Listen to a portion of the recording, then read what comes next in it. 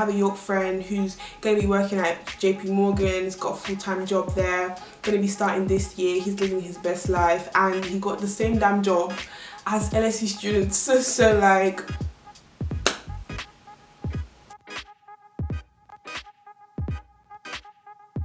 welcome back to my YouTube channel. It's Angelica here. If you're new, then come in, have a seat, have several seats.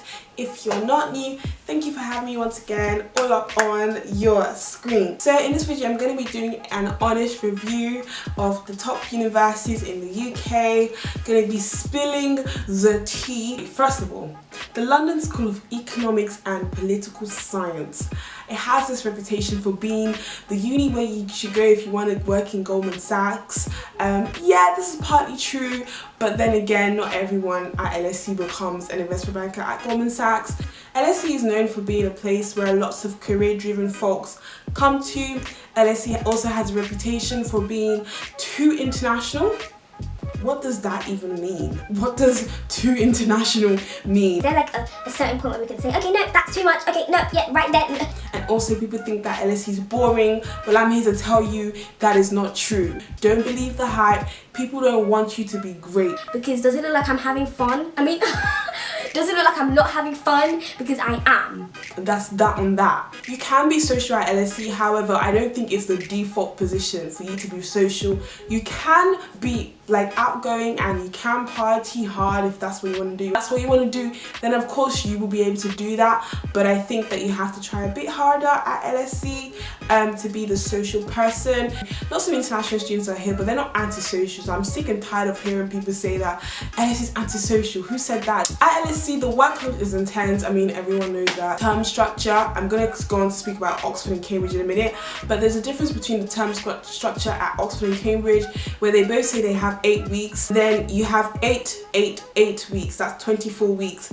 At LSE, we have 11 weeks and another 11 weeks. And that's the end. Like, I finished. You still have another term. When my term's done, I've got 22 weeks and that's it. So now on to Oxford and Cambridge. So these universities, I think they have their strengths. I think they also have some glaring weaknesses that people don't really want to see. I think that there's a bit of Oxford romanticism, if I'm honest. I really liked Oxford for the scenery when I was there. I loved the idea of being on a campus. I loved the idea of, you know, leaving home, you know, I'm packing my bag. It's kind of well known that if you want to do like STEM, Cambridge is basically where it's at. But if you want to go into humanities, then Oxford is a little bit better for that. But yes, like there is elitism at top universities. There's elitism at LSE, but I feel like it's way more blatant like at Oxford. It might be average, but you can still get into this university, and that's something people don't really speak about as much. Oxford students seem a lot more social than Cambridge students. They work hard and they play hard. That's one thing I can tell you for free.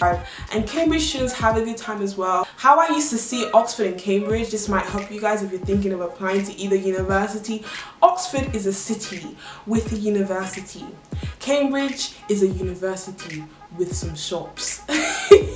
And I'm saying this because I've been to both universities. I've done summer schools at Cambridge and conferences. I've studied at Oxford for a whole year. So I mean, I know what I'm speaking about. And I say that they look kind of similar in terms of, you know, the grand buildings and stuff. And also in terms of the history as well. They are two of the oldest universities. I think the next oldest university is probably King's and UCL. So yeah, these universities are good if you want to go to a top university but you don't want to stay in London. There's a myth that's going around, that's been going around for a long time, that Oxford and Cambridge students aren't allowed to work. That's not true. You're allowed to work, you're just discouraged from working. So I know people who were managers at Starbucks while studying at Oxford. While pursuing a whole physics degree at Oxford, they were a manager at Starbucks. But yeah, basically try not to be poor when you go to university. Try not to be poor. Now on to UCL. So if If you guys have watched other videos of mine, you will know that I have a particular affinity for UCL. I really like UCL. So when I was coming to university, moving from Oxford, I was essentially picking between UCL and LSE, but also King's, but I really didn't think I was going to go King's anyway. But so yeah, the choice was between LSE and UCL, and the reasons why I chose LSE is because social science. If LSE wasn't a specialist university that was amazing for what it does, would be I'd go to UCL, because UCL I think is amazing. UCL is ranked very highly worldwide overall because of its science department. UCL is great because it has like really smart people, but not just social science people, you know how it's at LSE. But UCL is huge. They have like 60,000 people, something like that, or 40,000, I can't remember if it's 40 or 60, but they have a lot of students and they're trying to get more. They're also trying to get new courses as well, which I think is a little bit, might be a bit wayward the way they're going about it. I feel like it could possibly bring UCL's ranking down if they just bring out any, you know, any higgy haga course. Then UCL might lose its reputation for being, you know, just as good as LSE and Oxford and Cambridge and Imperial. So UCL, you might want to slow down a little bit, you know, because you don't want to add too many filler subject. Will go to UCL and do something like a language, Arabic with econ. Then they'll go around saying, I do econ, but do you really? Do you really do econ, honey? I think good mix of people that are friendly, they're students, they have lives. It's not like, UCL workload is mad, but I wouldn't say it's the same as LSE, because like you can still have a good time and you can still be a very, very nerdy person at the same time and not have to like just be about work.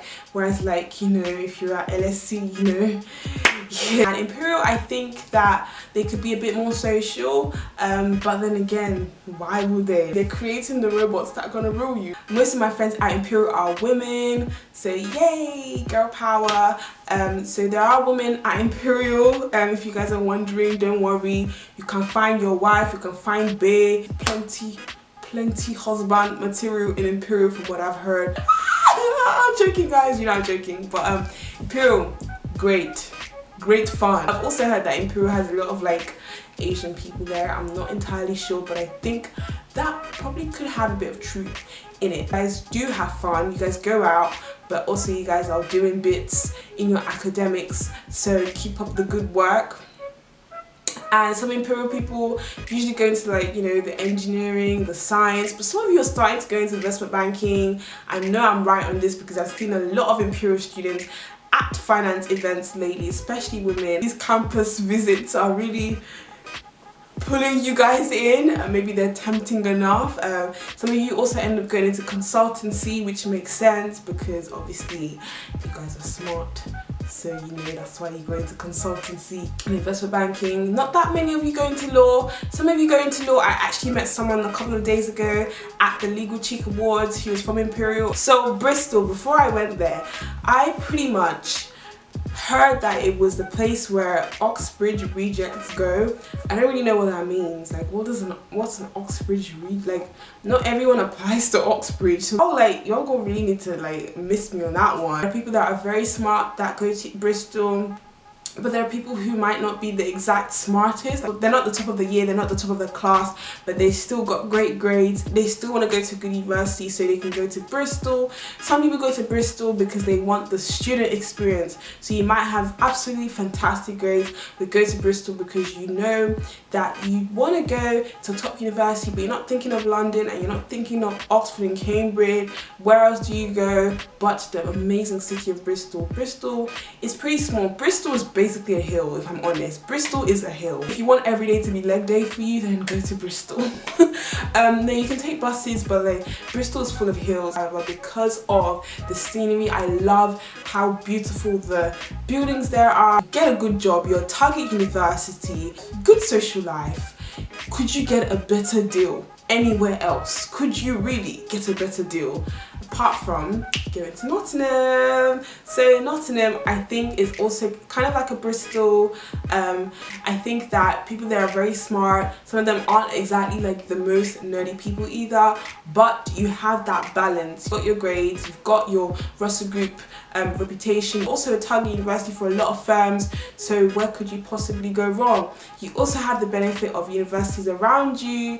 So in Bristol you have the University of West England, I believe, or I might be wrong, but you have universities around you. In Nottingham you have Nottingham Trent and some other universities near the Midlands, and that is a great experience. You can go and visit your friends, you can go and, you know, poke nose over here, poke nose over there, and I think that is a good package. On to Durham. Durham has this reputation for being Oxbridge rejects. I mean, I get why. I'm just appreciating you from over here. I'm not really going to be traveling, even though my friends are there. My friend is the president of the Law Society at Durham.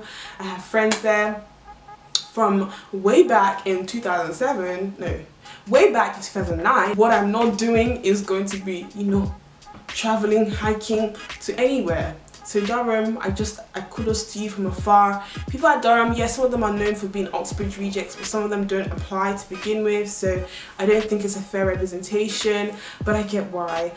Also Durham, there's not that much diversity, I'm gonna have to be honest. It's light, white and bright, and that is just a fact. At Durham, I think that people don't really want to go up north anyway. There aren't that many like non-white students in the up north area, so I mean naturally people don't really gravitate towards Durham when they're applying to universities, but you guys need to check it out. Be the change you want to see. Sometimes it's a target university, but it's diverse in terms of the courses there, and you can actually have a very good time at Durham. On to Queen Mary. I remember when Queen Mary wasn't a Russell Group, I vividly remember, and then it became a Russell Group recently. In my video spilling the tea on London universities, I did say Queen Mary reminds me of Bangladesh. It's just the area. It's just like, obviously I studied sociology, so I'm gonna use that. A lot of Bethnal Green is Bangladesh, but Queen Mary isn't in Bethnal Green, it's in Milan, but obviously that's pretty close. They have high offers, but then when it comes to results day, they take a lot of people. They take a lot of people, so was really good. King's College London. King's College London is kind of like a happy medium, I've been saying. It's like a happy medium between like Imperial and UCL. People there mind their business, I'm not gonna lie, but then people that don't seem as social as UCL people. People at King's College London seem quite international as well. It also seems very much like heavy with like postgrad students. I think King's College London, because it has two campuses, it's more fragmented as a London university, and apparently they're building this campus somewhere random, like I can't even remember, maybe West London. Like it's becoming a little bit, you know, like where are we going? Where are we going? So where are we going today? So King's College London, you probably need to like slow it down with the expansion, but I get it. You're a London uni. You guys have lives. You guys work hard, you guys are top university, but you're not so career driven. This is definitely a halfway point between the absolute career bangers, the ones who want that corporate job and they want it now, and people who aren't really checking for it, people who want to go into academia. So you don't have to be the absolute, you know, academia driven person to go to King's, but you don't also have to be the absolute corporate banger. King's also seems a little bit more heavy on postgraduate students, but I don't really see that many King's students that much. York is amazing. I think it's now Russell Group. It wasn't before, but I think it became Russell Group in like 2012. That York gives students who are smart but want to move out the chance to move out. Kind of like a Bristol in my eyes. It's kind of like still great. If you don't want to be the corporate banger, you don't have to be. A York student, like I have a York friend who's going to be working at JP Morgan. He's got a full-time job there. Going to be starting this year. He's living his best life, and he got the same damn job as LSE students. So like,